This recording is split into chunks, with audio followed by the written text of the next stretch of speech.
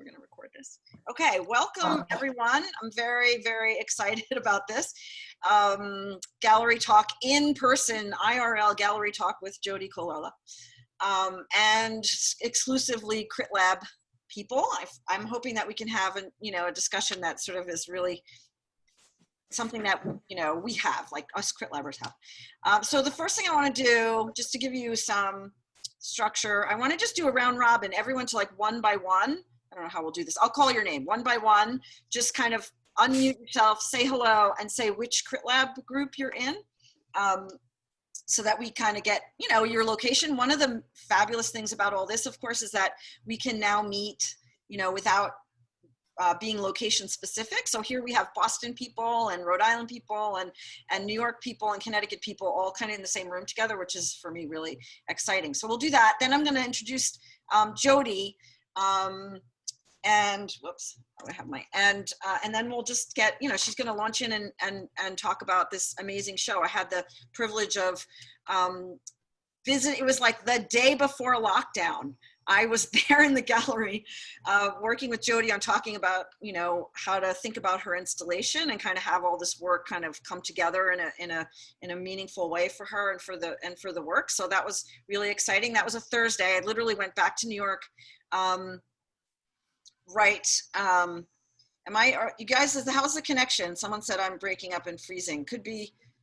Okay, I'm good. All right. So it might be, if it's happening for you, it might be your connection. I know it's, we have to deal with the vagaries of technology. So Patricia, remember when we parted that day, we were like, should we hug? Should we hug? And then we wait for the hug. That was my last one. Oh my God, that's so sweet. Yeah, I left Boston after that, Boston late, in the afternoon on Thursday. I went back to New York, and Friday I did a school program with, this is insane, like 60 fifth graders, all in the same room, which was insane. And then that school was literally shutting down when I left that school that day.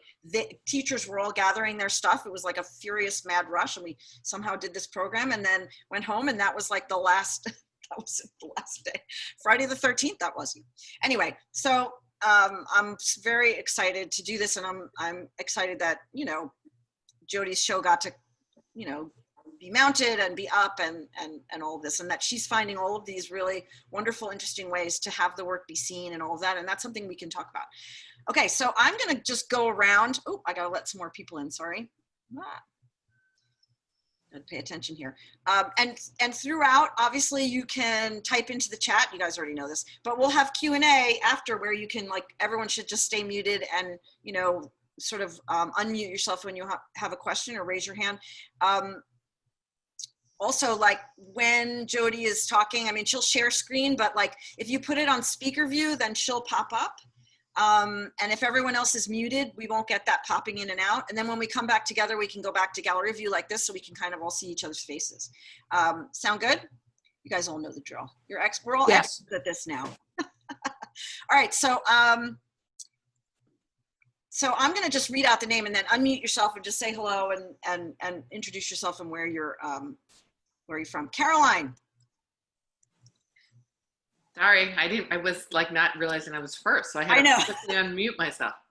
I'm Caroline, and I'm part of the New York, or one of the New York groups, even though I live in Philadelphia, so. Awesome. Lynette. Hey, I live in Massachusetts, but I'm in the Rhode Island group and one of the Somerville groups. And I used to be in a Brookline group. I'm just a groupie. She makes the rounds. And Margaret. Hi. Oh, wait a minute. Margaret, you're muted. All right. Am I? Okay. It's okay now? Yeah. Hi. Hi, everybody. I'm Margaret, and I'm part of the Boston group. Corina. Well, I'm not in a group, but you are my mentor for this semester, and fabulous friend. I'm in Connecticut, and I'm happy to be here. And Corina was in the Italy Crit Lab, so. Yes. Yes. Oh, I didn't know that was. Yes, I was in the best one. Okay, Deb Peoples.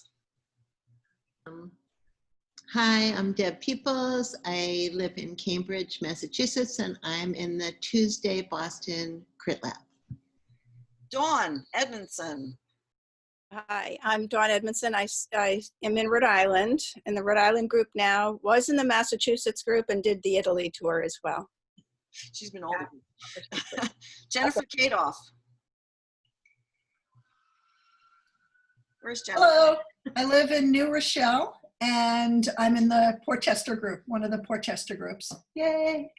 You have the fabulous new haircut. I have gray hair now, COVID gray hair. I love it. Megan Bailey. Hello, I'm Megan, and I'm in the Boston Crit group, and I live in Arlington, Massachusetts. Natalia. Hi, I'm Natalia. I'm in the, I live in Pleasantville, Westchester County, New York, and I'm in one of the New Rochelle groups, Wednesdays. Susan Emerson. I'm in one of the Boston groups, and I live in Dorchester, Massachusetts. Your names are jumping around a little, so I'll make sure to try not to repeat somebody. Peggy, or miss anybody. Where's Peggy? I'm Peggy McClure, and I live in Massachusetts, and I belong to the Tuesday Boston group in Somerville. Hi. Sylvia. Hi there, I'm Sylvia Vandersloot. I live in Lancaster, Massachusetts. I'm part of one of the Boston groups that meets on Wednesday. And Jodi, I had the pleasure of seeing your show in person a few days ago. So that was a real pleasure. Oh, thanks. Thanks for coming. Yep. Wendy. You're muted, Wendy. Yeah, okay, now. I live in the New Haven area, and I'm in one of the Portchester groups. And Yildiz. Hi everyone, I'm Yildiz.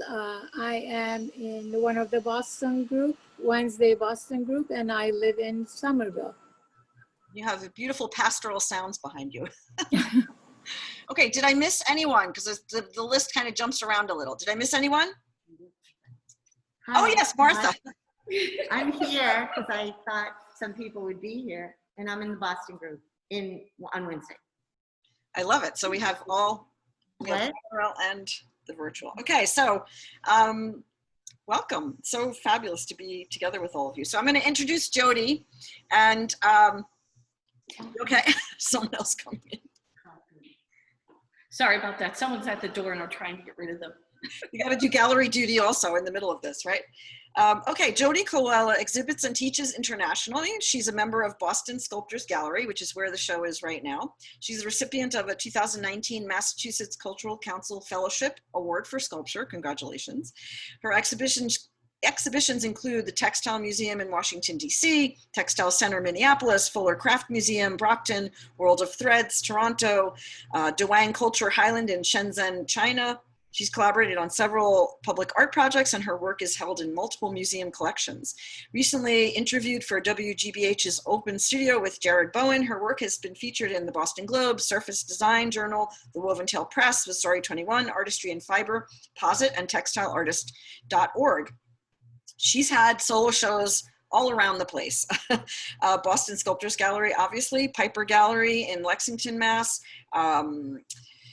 Form and Concept in Santa Fe, Historic Northampton Museum in Northampton. I'm just naming a few. Arsenal Center for the Arts in Watertown, the Fruitlands Art Museum in Harvard, Danforth Art in Framingham. She's done public art installations in Union Square Plaza in Somerville. And I could go on and on. She's had group shows. I think these are the group ones. The Calhoun Museum of American Art, let's see, many more. You'll have to just check out her CV. And is an amazing artist and contributor to, I'm sorry, we have one more person coming in. I'll have to pay attention to that. Hi, Leah. Can you just introduce yourself? Say where you're from, sure. Which crit lab you're in? Yeah, I'm Leah Caroline, live in New Haven. Connecticut. I don't know which web I'm in. You're in the Portchester group. What? Oh, yes, Portchester. I didn't know if there was more than one. Yes. Okay, so I just introduced Jodi. So welcome, Leah, to everyone. You missed the introductions to everybody around. That's fine. Their Yeah. faces. So I'm going to ask everybody to mute themselves, and if you want to put your view, you want put onto speaker view, you'll see me momentarily, and then you'll see Jodi, and everyone mute themselves. I'm going to mute myself too. So are you ready, Jodi, to take it away? Sure. All right. Thank you so much, everyone. We'll unmute at the end for some clapping. Okay. All right, so I'm on, right? Okay. Thanks everybody for coming. This is really fun. Sort of this great way for me to share my show with other Crit Labbers. And I really look forward to hearing anything, your insights and questions and all of that sort of thing. I do have like a 6-minute video that I use as a virtual tour for people who are not able to come into the gallery. So I'm going to share that now so you get a really good overview of what the show's about, just a snippet, and then we can talk about it. Okay, does that seem good? Yes? Yes, okay. So I will share the screen. Oh yeah, come over. All right, here we go. Welcome to Boston Sculptors Gallery, and you're open. My name is Jodi, and I'm the current exhibiting artist, and my show is Faculty of Utterance. I would love to give you a private tour in real life if you wanted to come into the gallery, but in the meantime, please enjoy these video highlights. Welcome to my show, Faculty of Utterance. I am so pleased to have you join me for a tour of my current show. As we make our way through the space, we will see a collection of several bodies of work that confront cultural tensions, gender-based oppression, and the silencing of voices, using embellishment to subvert identities. I relish the labor of meticulous handwork and use kitsch, nostalgia, and needle arts to remind us that the how of making is as important as the why.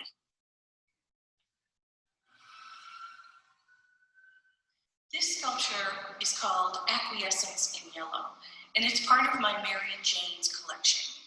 Mary Jane's began as small figurines that were found from flea markets, and they are inspired by the invasion of space, many of our personal space, that a lot of external factors have on us, socially for most people, but particularly for women.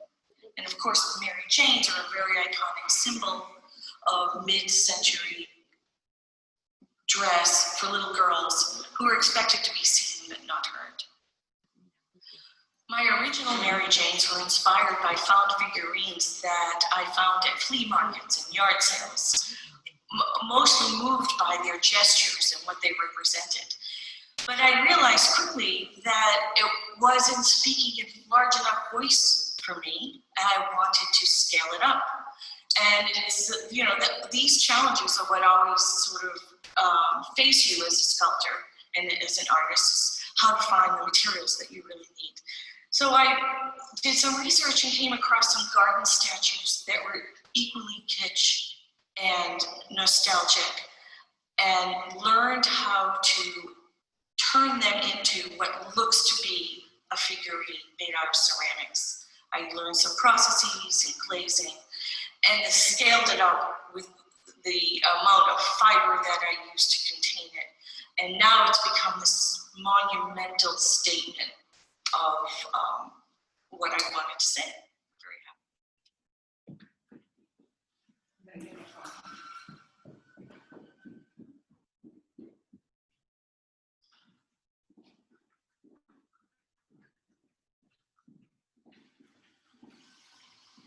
These are snapshots of women and their domestic spaces in the mid-20th century. I use embroidery here to act as a device where It hides a lot of the identity, but chooses to reveal just enough for us to see who these women are. Domestic space was one of the only places, the only opportunities where women of that time period could hold their own.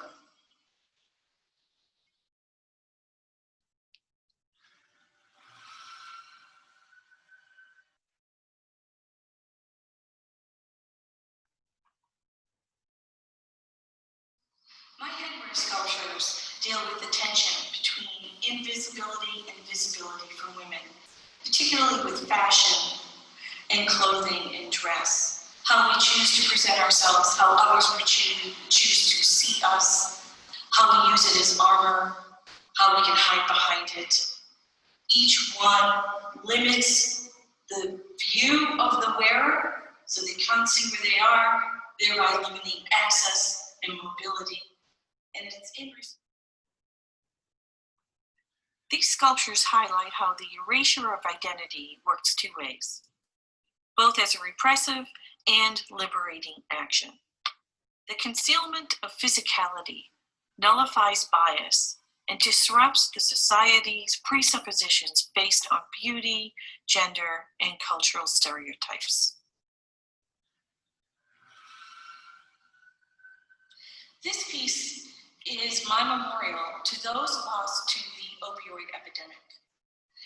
It is called Once Was and consists of 3,600 remembrance poppies. I chose poppies because of it representing a traditional memorial symbol, and also ironically, it is the source of opium. 3,600 poppies on both sides, 12 feet tall, 5 feet wide, and each one represents 200 individuals lost to the opioid epidemic.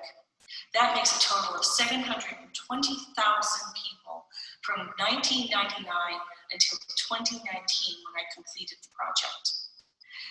The poppies are created from donated clothing that I made by hand, I assembled by hand, mounted on black plush velvet, which is a funerary symbol. The centers are void, and the red embroidery represents the voices lost.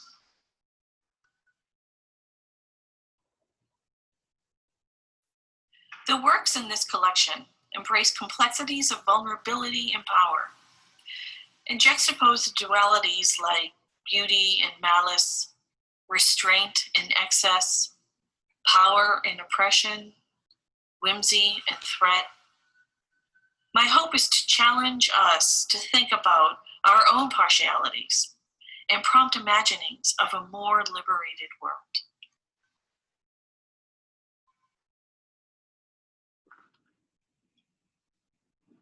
I thank you for your interest and for joining me on this virtual tour. Please check the website often for upcoming events, and I hope to see you soon. Thanks.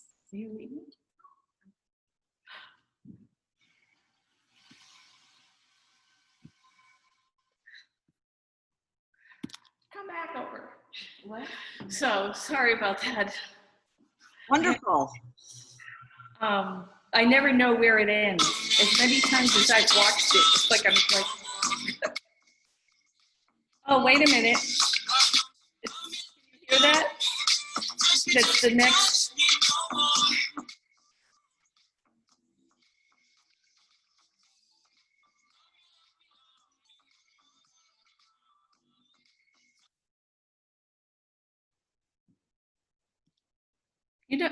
You know how they go automatically into the next YouTube video? So, sorry about that. So that is my sort of very DIY, flawed, stuttering video, but my son reassures me and tells me he's a musician and does a lot of videos for his work.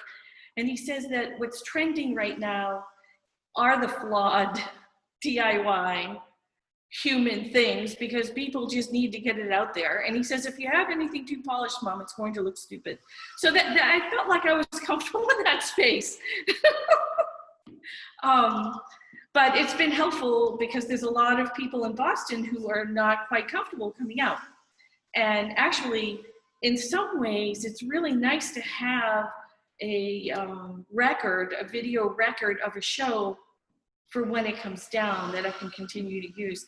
And then I also have like these camera angles. Who is going to go up to a pedestal and go and look up underneath someone's skirt or something? So hopefully this will all be kind of fun for people going forward. But so I didn't really prepare a professional talk, but I'm happy to talk about this show and also things that I am doing to help help it be seen. You know, this is a show about being silenced or feeling like you're being silenced and not having a voice or trying to have a voice. And then it was supposed to go up in April, and then we had the shutdown. And so it's really interesting how all of that plays into the fact that we're being silenced by this pandemic, and methods that we're adapting and sort of inventing to overcome that sort of problem of getting it out there. And this, of course, someone has to call us right in the middle of this, but yeah. So what was my train of thought? So this is the show. First of all, thank you to Patricia and the Crit Lab, that I could not have synthesized the show with all of the support and insights and critique and inventive thoughts and all of that sort of thing that I get from this group and I get from Patricia. Right down to the layout of the show was strongly, strongly influenced by Patricia's help. And Megan and Patricia really are the ones who came up with the name. So I appreciate that as well. Like one day we were looking at the dictionary in one of our meetings and they came up with this phrase and we're all like, that's it. So it's so valuable, important, and I'm so grateful that to have this community to help me find my way in this mess. You know, the mess in my head and the mess in the world. They're two different places, but very often in alignment. That was really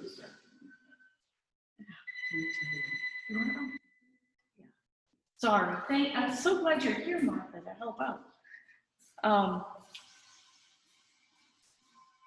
So as a result of a lot of thought and help from the Crit Lab, as I just mentioned, I was able to pull together lots of different bodies of work that I've been working on for the past 4 or 5 years, some for different purposes, and some new work, and pull it together under this common theme so that they can support each other. And I really feel proud of it and feel like it's probably one of the best solo shows I've ever put together, ever. And I think it's because of the richness of different perspectives at different times all come together for this current time. So some of the bodies of work are my Mary Janes, and you heard about those in the video. These are monumental now. They started out as precious little things, and as I said in the video, I needed somehow to make it stronger. And so I can answer any questions about those. My Headwear Sculptures, way in the back over here, they were from 2 different shows. One was called Unidentified Woman, and one in 2017, where I was asked to respond to a headwear collection, and I found an interesting information concerning the sort of visibility versus invisibility of women in clothing and headwear and things like that. And then again, for a show at the Danforth called Dressed. So for this show, in each show they've evolved, they keep growing, they keep changing. And the same thing happened here for this one. And then Once Was, the big poppy piece back here, was in response to the opioid epidemic. We were asked to work with families with the Sheriff's Department, Fuller Craft Museum, and a treatment center, and respond with an artwork that sort of conveyed one or more of the many facets of this tragic epidemic that's happening with the drug companies and opioids and things like that. So this is sort of a memorial, and I think you heard the movie. It's 3,600 poppies made from donated clothing. Each poppy represents 200 people for a total of 720,000 who have died from opioid abuse since 1999 to 2019. So it's already obsolete, because I'm sure the numbers have increased. And so these Mary Janes, as I mentioned, are newer. I have some embroideries in the back on snapshots of women from mid-20th century, where they were so sort of limited to their domestic spaces, and I sort of see it as the one place where they felt like they could hold their reign, and use the really excessive embellishment of the embroidery to sort of subjugate them and hide their identities as a feminine act sort of thing. I think I've said enough. And I can walk around with the laptop. I can answer questions. So that was great. Thank you so much. It's exciting to see all of the work, and I'm so glad that the Crit Lab was able to be involved in this process. That was pretty fun in our group, to be able to talk about how one takes, a kind of an entire oeuvre of work, you know what I mean? And kind of tries to put it together in a space so that it makes sense and doesn't seem like, a jumble or a mishigash or something like that, which is always the fear. I mean, that's the curation, right? Is putting things together so that they begin to speak to one another in kind of both familiar and new ways. So I think it looks amazing. So does anyone have questions? We'll keep Jodi in a speaker view, but you can unmute yourself, I think we can do this a little organically. We're not such a huge group. So unmute yourself. If we have 2 people, we'll just take turns. Anybody have questions? I feel like, for us, the questions there's questions about the work, obviously, and the enormous accomplishments of the work, but also the notions about putting on such a show just normally, and then the notions of putting it on during a pandemic, and the ways that putting a show together alters our perceptions of our own work. Those are some of the questions that I'm gonna mute Karina there. Some of the questions that I think about, and then the idea of the videos, the way that we, things have shifted a bit in terms of how we experience and look at exhibitions now during this pandemic. And notions of, I was thinking of when you were talking about the videos and how those will function for you in the future. I mean, we've done these things before, right? Like catalogs and videos, those are things that have existed. At the same time, they have a different kind of a sense now because of the way that things have shifted. And I mean, I've said this before, I feel like we've been pushed, 5 years in the future in terms of the way that we have these things. So I'm thinking about that, like notions of perseverance came to me, like ideas about that, like how the videos and catalogs and that kind of stuff extend the kind of, bodily space of an exhibition well beyond the physical manifestation. And then just ideas of how your notions of silence and being silenced, being silent, and all of those kind of the power relations of that have shifted because of what's happened in the last, 5 months, and that we're in a place where we're both, there's both a kind of a silencing, but also a place where people are really speaking out through protests and this kind of stuff. So there's lots of stuff that are all tangled up in this work that are deeply connected to what's going on in the world. So all of that's very interesting to me. So that's a little framework, but so does anyone want to kind of jump in with a question for Jodi? Jodi, this is Sylvia. You started talking about how you're helping the show to be seen. Obviously, you're doing a lot by producing the video, and I'm assuming you've posted that. Are there other ways perhaps new ways that you're, given the pandemic, that you're using to get it seen? Yeah, actually, I'm in the process at this very moment this week. I had yesterday and today. I'm holding chats with art professionals because, well, and also I was inspired by two people on this. One was Fuller Craft Museum because they hosted me on one of their chats, but then also in Grit Lab. You know, I just put it out there. What can we do to get this work out? And how can we have conversations? And I realized I was missing all the opportunities to have conversations in this new environment. So now I'm having conversations with 5 different art professionals. 4, they're all either curators or directors of galleries and things like that. They're people I have relationships with already, so there's a comfort level. I also, because I know them so well, I know what their interests of their own are. And they're coming up with some really interesting questions. Yesterday, I met with Beth McLaughlin of Fuller Craft Museum, and we talked a lot about the power of art to affect social change and work as activism, and how materiality gives life and a picture to ideas and voices. We talked about a lot of what Patricia just mentioned with the show, how much of this work was created before the pandemic and the social uprising and, you know, the latest exploits of this horrible political year. And yet, it's almost strengthened as a result of it.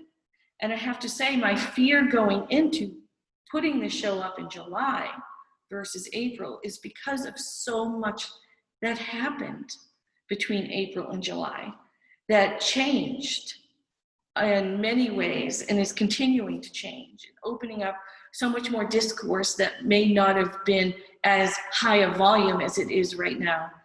And so since most of this work, to be honest, is my point of view, is who I am, my gender, my place in society and all of that, but I really do take stock or pride in the fact that it does transfer well to the more universal issues that we're all addressing right now in terms of vulnerability and power structures and things like that. The question was, so these conversations are what I'm trying to have with people. And I had that with Beth yesterday, and then Jessica Roskio from, she's the executive director of Danforth Art Museum, and she has Call Me Rose in her collection. So we talked about museum collections, what it means, and all how important it is, how it is the identity and the ego of a museum, how they use it. And then I talked about my relationship with how I became part of their collection, which was a very funny story about this artist who I worked with in creation of the project. And so you'll see that in the video. And today, after you all, I'm talking with the gallery director out in Santa Fe that I have a relationship with. The gallery is Form and Concept, and they deal with the convergence of art, craft, and design. And he's asking me about the psychology behind the art practice, the psychology behind obsessive art making. And with all sorts of interesting questions about, you know, my mental health, other people's mental health, what is the mechanism, and all sorts of things. So I'm really looking forward to that talk. So anyway, yes, I'm having chats, and there's 2 more coming after that. Can I switch gears and ask a different kind of question? Yes. You mentioned in your talk that the how is as important as the why and the what. So I'd love to hear the how behind your monumental figures, Mary Jane figures, especially the yarn. Yes. How did they emerge? How did they become what they are? Well, they started as an impulse, that little red dress girl And it struck a chord instinctually because, we all work that way, right? That we kind of feel around in the dark and follow our instincts, and then boom, wow, I don't know why, but I like this. And you keep going. So I have a whole series of them. But in the how, so literally the how, like the practical. So the smaller ones, of course, were a performance of rotation, ritual with yarn, kind of sort of letting out. It was on a blizzard. That's why I call her Thought Blizzard. Blizzard, and it just, I was feeling claustrophobic and all of those things. And so that's how that started. Okay. And to get to this point, the smaller ones were all found figurines that I get at flea markets and wherever. And I like the fact that I started with those because they sort of captured the material culture I was going for, these really kitschy, awful, goofy things. But they represent a certain time and a certain mindset, right? So I wanted to, it was so great that I launched from there. But then when I wanted to go larger, of course, who finds a figurine this big, right? With hands, because that's the other criteria, I had to have hands. And so I found eventually these garden statues, but they're made out of these horrible plastic, fake stone, resin things. But what I ended up doing was painting them, refinishing them, painting them, and then putting a ceramic glaze on them to replicate the feeling of a found figurine, only grotesque and big, like someone gave steroids to my little one and it just went like this. And in a way, when they got big like this, they became like really ridiculous, and almost grotesque. And then it also gave me the platform to get even bigger with the construction. Thank you. I hope that answers it. Yes, yes. So that's all wound yarn. When they get large like this, because I start with padding. And sometimes wool batting, sometimes it's fiber fill. And to get it a particular shape, not that close to where I'm going, but close enough. And then I start winding, or else I'd still be winding this thing. Right. Thank you. Oh, you're welcome. Any other questions? Well, I had the same question that I don't know your name. What's your name? The name that the person that just spoke? Wendy. I had the same question about the big ones, but also I just want to congratulate you for your show. It's amazing. I really respond to it. My work, tackles some of the issues that you're tackling, so I really relate to your work very much, which I didn't know coming here. Like I have seen your figurines with the ball on the top, and I thought they were amazing, but I didn't know your other work, and we relate a lot in the way we speak with our art. So congratulations, and I love learning more about your process and the things you tackle and how you do them. Thank you.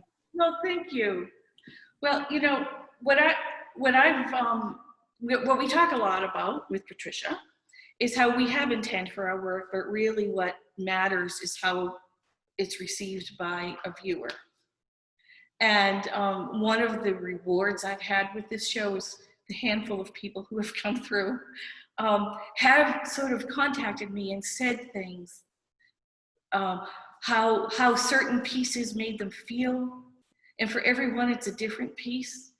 But they're all reflecting on, experiences at work or relationships. And even though the gender is pretty clear here, it's from a woman's point of view, I've had young men come through and relate to me how they feel so muzzled all the time, and they can really relate to the space that's being constricted around these figurines. And so that's been really a gift. Yeah. So thank you for your comments. Other questions? I had a comment, and your work is amazing and very moving. And I think you did an amazing job with your video. I loved the way you put that together, and I didn't think you seemed awkward or inept or whatever words you used. You just seemed like a real person who was talking about where your art comes from and why it matters to you. And that was amazing. Oh, thanks. And my little question was, you mentioned a person in Santa Fe that you're having a conversation with who was interested in obsessive art making. And as Patricia is probably laughing right now, I sort of fit the definition of obsessive art making. So I wondered if there was a link or there would be a way to hear or see that conversation after you do it. And I'm sorry, I didn't interrupt. No, that's okay. Will it be on your website, or how would we connect to that? I'm going to blast the thing everywhere. Okay. So if we're signed up for this conversation, will we get that blast? I'll make sure that Patricia has it. Okay. And if she wants to share it, she's welcome to. And Please share with me, Patricia. Absolutely, and I'm also, if everyone is agreeable, and if not, you can just let me know privately. I can give this list to Jodi, and she can put you on her list. If you're not comfortable with that, that's totally, we all understand how email can be, what it is. So if you don't want to, just let me know. But if it's okay and I don't hear from you, then I'll give her the list and you'll get it. Because I know Jennifer is not on Facebook, so we'll also post it on the Facebook group. But yeah, I'm thinking that's okay. You don't have to be. I'm thinking of ways to kind of, on the website for there to perhaps be a page of upcoming things that everybody's doing, because so many people are doing so many incredible things. So yeah, I'll make sure that. So I could put my Mass Mocha thing on there. Absolutely. Oh my gosh, yes. Hudson Valley Mocha, not Mass Mocha. I wish. Hey, Hudson Valley Mocha is a nice museum. Yep. So I'm kind of curious, how many here are working towards a show during pandemic life? Yeah. How's it going? I think you've convinced me to use the Crit Lab for some planning discussions. I think that's a great idea. So. Well, I have a show coming up in March, and I don't know if you consider that during the pandemic. I'm hoping that it's over, but I have my doubts. Well, but however, the preparation for it will be during the pandemic. Yeah. Yeah. Yeah. Yeah. In fact, I made a lot of things that I want to use in the show during the pandemic. I cannot wait to see when this all culminates, everybody at home and making and stressing and, trying to find ways to get through this. And we're going to have just this one big explosion, I think. Don't you, Patricia? Yeah. I'm not so sure about that because it seems to me that the people's level, my hunch is that people's level of safety and comfort is going to be incremental as the medical treatments and so forth emerge. It's going to be not a one-time thing. It's going to be this drip, drip, drip. And I think that actually is going to be more like it. But, and so I think it's going to be up to on an individual basis. When do people feel much more free based on how they're reacting to the medical help that's coming? So. I just feel like there's going to be decades. Remember when we were young, anyone who's my age, you couldn't find a movie that wasn't about World War II. Remember that? It's like everything was about World War II for decades.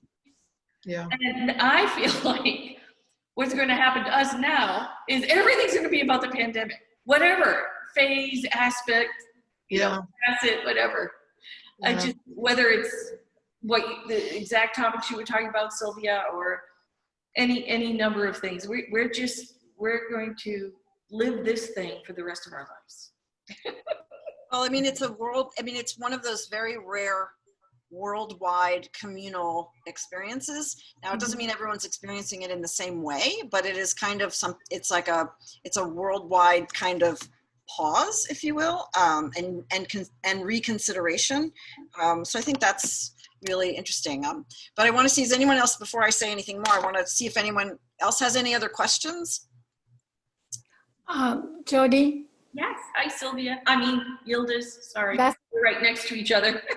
That's okay. I just had one question, which I never thought about it during our live meets. I guess we had two meetings with Crit Lab when we were looking at your pieces and talking about them. The ones we have on the wall about the mid-century women being quite down silence when they are in their, they feel their queen, the power at home. Would you think about maybe doing something similar for the women of today's women? Mid-century, the 1950s women and today's women, a lot different, but there are so many similarities still at work or at home. Would you consider something like that too? Or was there a reason for you not to include today's women in the same context? I kind of feel like they captured, it's a good question, because why do I use mid-20th century women and not someone from today? Although, and even my Mary Janes. Exactly. Yeah, they're all kind of like from my youth. Almost all. My mother was one of those mid-century women that could have been in that embroidery. And actually had a very similar experience to what I'm talking about. So, I guess personally, there's some nostalgia there. There's some things I'm working out. But also I find that it's very identifiable. All right, so maybe we're not trapped to a chair next to a Christmas tree loaded with gifts and a little stupid Santa Claus doll. But I feel like it's in many ways regressing back to that period because of our loss of human rights. Yeah. There's a trend, a pendulum swinging back there, and it's very scary to me. To me too, yeah. My coming of age, I was around for the second wave and the ERA movement and all of that, saw that go down the tubes. And there was always this false sense that things were changing. And as I get older and more aware of myself, I really wonder, I'm not saying things haven't changed, but in my experience, I'm not sure how much really has in terms of the essence of how the system works.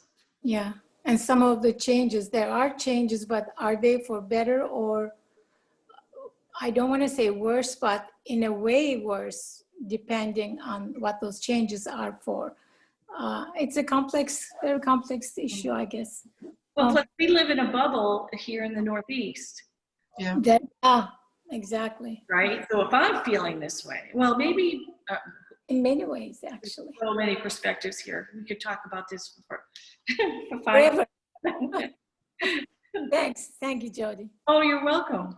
Great. They look almost, during the Crit Lab meets, it was very different, but in this real, the way they are exposed, exhibited, they show really great. They look awesome.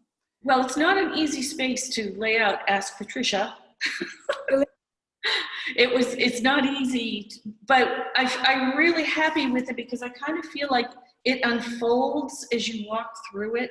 Yeah. There's sort of a narrative to the space, and things are supporting each other, but not fighting with each other. No, they do support. They look great. The whole show looks very happy. Yeah. Great job. This brings up, the ideas of thinking about, that we're talking about a lot in Crit Lab is like conceiving of your small museum show, because as a way to understand how your work is contextualized within its own narrative and then within the larger narratives. Because, when you see the work mounted in this way, it really, it really comes to its fullest realization, right? It's different than it is in the studio.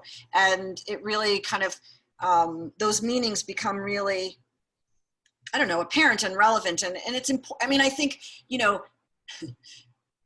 the notion of showing the work, right, is so important, right? So thinking about how the work gets seen and where it gets seen and, how it gets installed and all of that, I think is really just sometimes I think not considered as much as it should be, right? Like that it really, I think that's one of the things about sort of the juried show circuit, which kind of always focuses on like single works rather than bodies of ideas. So if we're thinking in bodies of ideas, we're thinking about how a space kind of morphs into a world, which is what happens, right? It's morphed into a world, and that's Jodi's world. And so that's really powerful. And I wanted to also just say something about the notions of nostalgia and its connection and how this work resonates so much with that, and a little bit towards Ildez's question about, why the mid-century woman as opposed to that. I think that, and we've talked about this in Crit Lab, nostalgia is a form of dissociated trauma, like that is fixated onto objects from a certain period of time, usually, and it doesn't have to be trauma, capital T, but like loss, let's say from loss to trauma, right? Dissociated loss or trauma that gets fixated on a time and a place that actually really doesn't exist. And one of the things that's happening today in this, the sort of, the politics of today are deeply, deeply nostalgic, right? They are like holding on for dear life to a notion of something that, if you really investigate, take that line, investigate it deeply, never really existed, right? It's really about ideas of things. And so I feel like this work, it would resonate anyway, but has a resonance that's particularly powerful now because of that,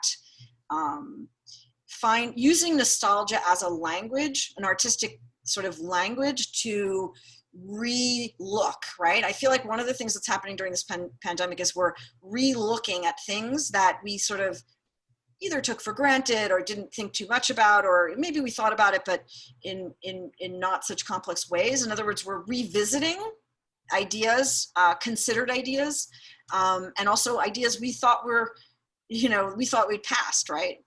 And realizing that those things are constantly in part of the conversation still, right? So those ideas about women and the household, all those kind of complex things are still deeply, deeply present in the politics of today. I mean, my gosh, like in the whole fight for reproductive rights, and then the portrayals of how women can speak in the public realm, whether they are considered angry or, blah, blah, blah, you know, all of that. So I think that makes the work really resonate for today. And then the last thing I would say about that is, something else I talk about in Crit Lab, which is that universality is really only achieved through deep specificity, right? And so one of the ways that your work, I think, resonates so incredibly well is the deep specificity of it, right? And the deep specificity is located in you, right? And speaking from that deep specificity is the way that universality, the way that when someone comes in and kind of, again, has an opportunity to step into your worldview, right? To be like, I just got to look at the world through Jodi Colella's eyes and see things and see the world in a way that I might not have seen it before. I mean, that's the gift, right? That's the deep act of empathy that artwork gives us. And so I think, it's the specificity of the work, I think, that is incredibly powerful, and that makes it universal. So it sometimes seems to contradict itself, right? But, like trying to appeal to a wide sort of swath just makes really dull work, right? It's specificity of, and I think thinking of novels is the easiest way. Like you can read a novel about somebody from a different time period, a different gender, race, economic, whatever, and deeply empathize when the novel so embodies the specificity of that person's life, right? And I think artwork is the same, right? So I think that's, and then the other thing I was going to say was, I feel like especially in this time, this is true always of artwork, right? But it feels in a way, I don't know, I don't want to say it feels more meaningful or more poignant, but it's particularly pointed at the moment, which is that the artwork can act as an externalized form of our experience, an externalized form of our, you know, our hope, our anguish, our trauma, our love, our joy, our mourning, right? I mean, I think that's what it does. It's an object that externalizes the things that we experience internally as human beings, right? And that externalization is the most powerful form of healing, I think. And I don't mean that art's job is to heal. I don't mean it in that way, but like, sorry, this is a little rambling, but I'm thinking about this a lot because of, you know, my show just opened and I'm doing this lecture again on grief and mourning in contemporary art, a little bit of a shift, and thinking about an artwork as, in a sense, a public communal act, right? Like the artwork itself becomes a public communal act of a deeply intimate experience. So I think that's really the crux, right? That the artwork is a physical manifestation of a deeply personal experience. And in that way, it opens up all kinds of spaces of empathy for conversation and for, you know, and for feeling and for vulnerability and all of that. So yeah, that's. Thank you. Really, you have this uncanny way of answering questions that haven't been asked yet. Need to be answered. Yes. So thank you. Any other questions? Yeah. Hi. I'm Margaret, Jodi, and I've been so looking forward to hearing you talk about your work because I find it very powerful. But I wanted to know what your thinking was as well, and because of, you know, I had my own impressions about what I feel through it, but it was so nice to hear you talk about it. So congratulations on this show. It really is really, really powerful, and I appreciate you sharing this with us. But the other thing is, I do want to hear more about this obsessive art making, which I completely do. And I mean, I'm making it and I'm putting myself in the far corner of my table now in my room because I have so much stuff, but I can't stop making it. So that is very interesting to me. And congratulations. Oh, thanks. You know, I've been doing some thinking about this obsessive stuff because I'm going to be talking with Jordan later. But you know, so I'm trying to remember some of my notes that I've written down over there. But for instance, you know, predictability is comforting. Repetition is sort of yes. Do I use it for when does it become a comfort? When does it become change from being a treatment and then to being solved, like you've worked your way through a problem? Mm-hmm. How do the viewers, I mean, I have to say, the more obsessive my artwork is, the longer people look at it. I just have to notice like this little trend.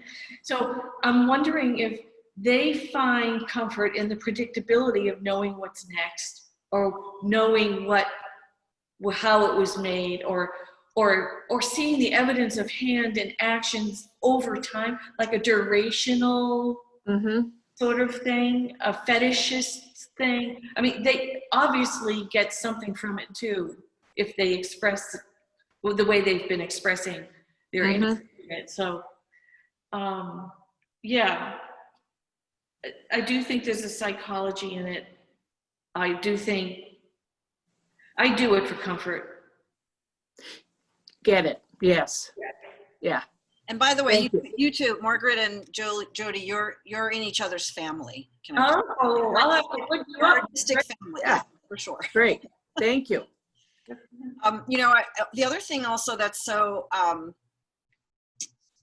I think powerful, and also very much is been foregrounded through this pandemic, is notions of vulnerability and tenderness, even and embarrassment. That was the Crit Lab on Saturday. We were talking about, Lynette put some stuff up, and Lynette, it's okay if I share this, I hope, but she's like, I'm embarrassed by, I don't want to show you these, I'm embarrassed by them. And I said, well, I want to make a vote for being embarrassed. Like, I feel like my mandate to all of you this month is to be embarrassed, to make things that you're embarrassed by, because it's about that, that vulnerability and that ability to allow that vulnerability to kind of hang in the air in the work. Our impulse is to always kind of, to finish things and make them a little bit impenetrable in a way, because that feels safe. So I feel like that obsessiveness is both a protection and also a vulnerability. And I think that is clear in the work. And I think it goes to the ideas of, the sort of unpolished video, which, by the way, I felt it was pretty polished, but the sort of way that we're speaking. I mean, one of the things that the digital gives us, and I want to talk about this in relationship to the show and your conversations with these curators and all of this, is a certain kind of intimacy, right? That is really different. I mean, when we learn to use the form, there is an intimacy to having a conversation with someone in this kind of environment that is, I mean, it's not the same as in person. I don't feel like I need to keep saying that, but as its own form, and to have the opportunity to, and so I think people are seeing through a lot of, glossy surfaces, right? Like, one of the things that the pandemic has done is like taken the gloss off the shiny things, right, and made us really, it's in a way denaturalized that, right? Made those things visible to us, made it visible that it's a shiny surface, right? And that the desire is to just pivot towards things that are not that, right? that are a little more real. And I think those conversations are really powerful, both in the artwork and then also in the ways that we are reaching, the artwork is reaching out in the world. So those conversations with a curator that, sent you a list of questions and you were like, wow, what a surprising question, to think about obsessiveness and all of that. I mean, maybe that conversation would have happened, but maybe it wouldn't have, and maybe it would have been private and no one else would be privy to it, right? So I feel like there's these pretty powerful, intimate conversations happening between people in these smaller, like the digital space being almost like an intimate room. That can be really incredibly powerful. And I feel like that means that they are what I want to say is they are part of the exhibition, right? They are not ancillary. They are not documentation. They are actually part of the exhibition. And I think if we start thinking this way, I mean, it's why I always do a catalog, right? I don't think of a catalog as documentation. It's part of, it's like, it expands the kind of space of the exhibition out beyond the physical place. And I think that those conversations you're having, thinking of them as not, again, documentation or ancillary, but as actually part of the exhibition, especially because your work is so much about a social conversation, right? I mean, I think everyone's work is, so it's not that I feel differently if if someone is a very formal painter, those conversations are still part of the work, right? Because we always talk about in the Crit Lab that all art is a conversation. It's having a conversation with itself, with other art, and with the world outside. And so I think that's a way to think about it that can be incredibly powerful in how the reach of the exhibition can be so much further, especially now when the number of people who will see the show is probably like much, much smaller than might have seen it there. But in fact, the people who will see it perhaps have a much more meaningful, interaction with it. Well, I feel privileged to have, in this age of isolation, to have had Beth next to me, 6 feet away, and we talked for 35 minutes. And, I'm trying to get it down. Right now I have it at 10, but it's going to be that, I'm a big eavesdropper at restaurants. And I love being like that sort of person outside and putting the pieces together by listening to someone else's world. And I hope we'll feel a little bit like that, because there was the intimacy, because I was with her. And now hopefully it'll come across in the videos too. So yes, there are advantages to this. I would never be doing this in a million years if it didn't present itself as necessary to me. Yeah. But now it might become, a kind of a way of thinking about these sorts of spaces. I know. Yeah. in powerful ways. And by the way, Jodi said she just, she had asked in Crit Lab and asked me, like, what are ways I can, expand the reach of the show when maybe so few people will see it. And we talked about the chats, and then she just contacted people, and look what happens, right? I mean, what's the worst that happens? People say, I can't do it. Do you know what I mean? And 5 people said yes? Yes, right away. And I asked 7, only 2 couldn't do it. And you said it in your email. See what happens when you just ask? Yeah. Jodi, I think the show looks wonderful, and I'm so happy you're sharing it with us. Thanks, Lynette. Yeah, it's really, really beautiful. And I'm really happy for you. And it's very also nice. It's the first time I've heard you speak in a few years, so it's nice to hear you talk about your work now. Oh, okay. There's a consistent thread, but it's more evolved, and it's also fun to see the there's like a whole complete history of you in this work too. It's interesting. Yeah, because we've known each other for a while, sort of at a distance, but aware of each other's work and all that. So that's nice. Thank you.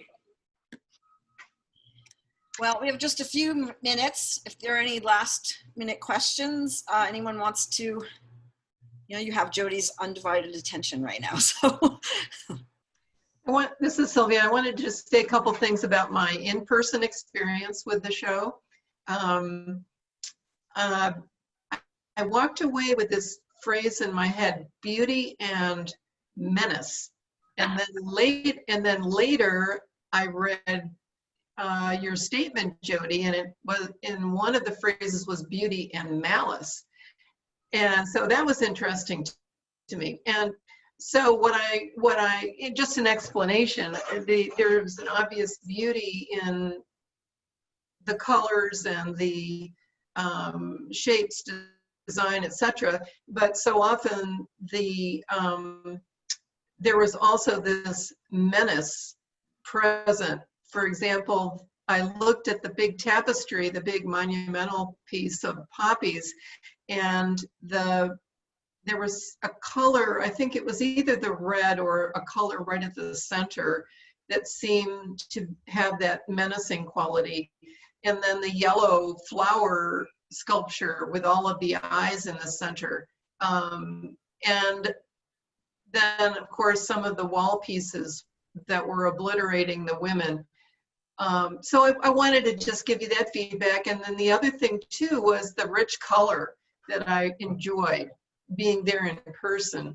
And I felt like it was laid out in a way that was very powerful as a unit, but also allowed enough space around everything that I could, experience each piece separately. And I was the only person there, so it was wonderful just to go slowly. Yeah, I'm very happy with the amount of space around everything.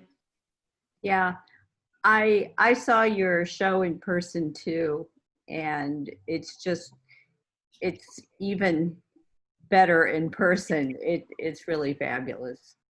Thanks, Susan. Well, it was good the way you have the I'm looking at the headpieces, but that comes to mind.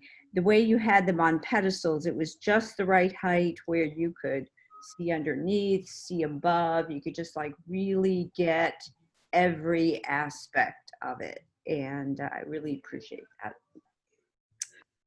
Well, so much thought went into this. I can imagine. So much obsessive thought. Yeah. I'd like to hear, this is Dawn, I'd like to hear about the process of figuring out the space. Like, was it on paper beforehand? Did you model it? Did you just bring the stuff into the space and figure it out from there? I had the good fortune of being able to get Patricia here before the shutdown, and I had images of everything. And together, we just kind of walked through it with tape on the floor and tried to envision heights. And a lot of decisions had been made at that point. Like, we knew from our Crit Lab meetings that we wanted this to be high and menacing and hanging over you and sort of a monument.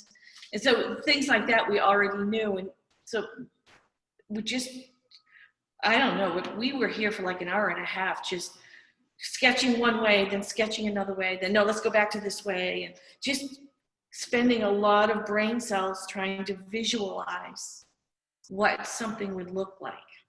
And then there were a lot of question marks, like, well, you could do this, or you could do this or this. So the final tweaking, of course, was at the end when you bring the pieces in. But it was so much fun for me because I had the big framework figured out with Patricia. Big decision, putting the poppies in between the pillars. And what the exercises Patricia went through with me were, all right, we have this one that works, this arrangement that works. Let's deconstruct it and try something else. Let's just push it, like, let's put the poppies down there. And we did that for a while, but then when we actually thought of the measurements and the height and everything, we realized physically it wouldn't work because of the HVAC, things like that. Well, what if we put the hats over here? Well, when we come up the stairs, we might not like seeing the side of the hats. We might want to see them. Oh, and Patricia, you know what I did? I made sure everything lined up with the wood. So the pedestals all line up with the wood. There is not a square angle in this room. Everything's like, nothing's 45 or 90 degrees. And so when I did that and then had the hats be at the angle of the pedestal, but equidistant from the wall, which was a back angle, they look like they're gesturing towards you when you walk in the space. So little things like this from Patricia's insight were, so we put the thing up in half a day, and I spend the next day and a half, sign here, no, sign there, no, up, no, here.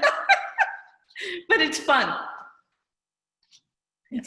It's really fun, and it's also, it's choreography, right? It's like architecting the bodies through space, and so it's really all those things are really powerful. And I love that you lined it up with that would be what I would do. I would get like completely obsessive, like you need to move it 1/8 of an inch over, because otherwise it's like the lining is, those things make a huge difference. They're not visible to the viewer. Like people don't come in and go, oh, look, it all lines up with but it just makes it feel seamless, right? Like it's just, Right. You'll know something's wrong, not know why, if it's not perfect. Yeah, it's more unconscious. Yeah. I love the idea that they seem to turn towards you like flowers. You know what I mean? The way a flower turns towards the sun. That's amazing. Yeah. If you want, I can bring you over. Yeah. So you walk in, whoops, and here you are. Yeah, that's amazing. Isn't it lined up? Well, it sort of emphasizes this sort of anthropomorphic quality that they have, and this, it really activates them by placing them, in a space where it really gives them a kind of an autonomy. You know what I mean? To kind of be, hey, here I am, like, doing a thing. I feel like that autonomy of work in a big show is like, that's the balance, right? The autonomy, giving something autonomy while it also is speaking in relationship to the other things, so that everything feels like it has space, but they're talking to one another. It's always so exciting. It's so much fun. I think you did a beautiful job. I feel super privileged to have been there to have that conversation, because I love it. It was so much fun. We talked about like, well, if you do it this way, then people will kind of walk here and they'll encounter this. And, these different configurations all had some value, but ultimately the whole thing has to kind of, you might have some area that's like, oh, it's so great, but it just doesn't fit. It's the same thing as making an artwork, Jodi, has your perception of your work changed as a result of this show? Yeah, but I don't know if I can tell you how yet. But seeing it together, I see a strength that felt very disjunctive before. Is that a word? I don't know. Sometimes I come up with these words, I don't know where they come from, and sometimes they're right and sometimes they're not. So. But I see like a lot of strength, like see the color, and everything's flowers, I realize, which I don't know that I would have noticed that about myself before. We have poppies and we have a rose, we have all those hats. You know, and the embroidery. So I don't know. And one of the first questions that you came to me with was like, Patricia, I have all of these very disparate bodies of work. How am I ever going to make that work? And you know, that's what the organizing does, makes it work, and also reveals the threads that are not always visible to us, right? Like feeling like, wow, my work is so different. I have all these different, you know, things, and that they actually really relate. And that can be, you know, that distance gives it back to us, right? The work speaks back to us. And then it becomes generative. I mean, that's the most exciting thing, right? Yeah. Well, I'm looking forward to, I'm not trying to rush things, but I'm looking forward to some closure here so that I can sort of calm down and just reflect a little bit more and see where it goes. I always love beginnings. So Jodi, if we want to see it in person, can we just go see certain time? Yeah, we're open Friday, Saturday, Sunday. Friday, Saturday, Sunday. From 11 to 5, and we only let 4 people in at a time. We don't need to make an appointment or anything? No, nope. We are having First Fridays with mini talks with a very orchestrated like this thing going on. You have to make an appointment for one of the talks. It's on the half hour. We only let in 6, in one door, out the other, sort of thing. So that's this Friday. And then just contact me. I can come in anytime. I'm doing a lot of appointments. Okay. All right. It looks so powerful. Oh, I'd love to see you. Yeah, me too. Martha's here. Maybe we get Martha back when you come in. Okay. That would be my third time. I came on Sunday. I thought the show was coming down, but Sculptor, when is it coming down? It usually would have been, but because of the situation, How long they is gave it? me 2 No, months. only because I had pictures I was going to post, and I thought, oh, the show's. Oh, yeah, no, it's up till September 20th. Oh, close yeah. enough. So I think, you know, and I think we'll wrap up. I appreciate everyone, and Jodi especially, for all of this time.